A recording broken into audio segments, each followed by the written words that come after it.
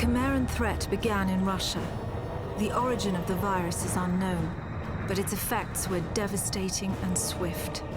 In the 1930s, reports of biological experiments began leaking out of Russia.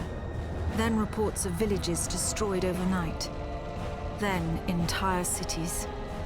We feared the Russians had developed a weapon of unparalleled power.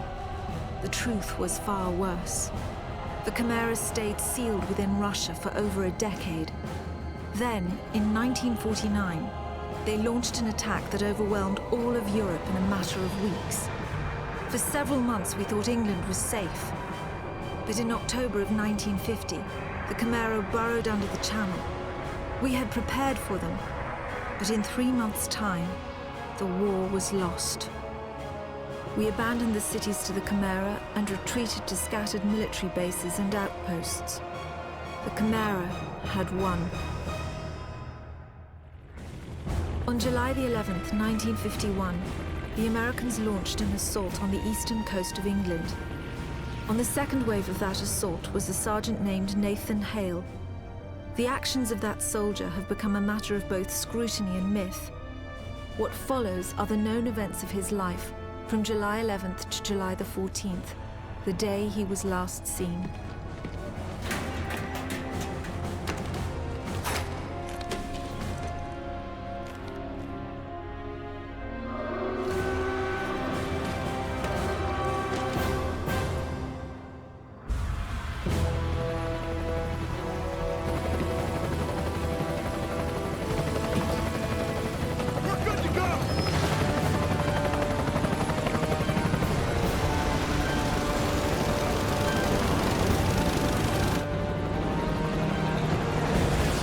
Soldiers had no idea what they would soon be facing.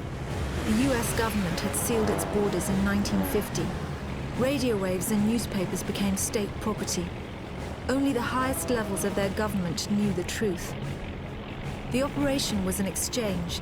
The Americans were bringing supplies and tanks into York. We were giving them our one secret weapon, something we could offer that they couldn't build themselves. I was the commander of the convoy team that was to meet the US soldiers. We were ambushed in Manchester on the way to the rendezvous. There was no way to warn the Americans.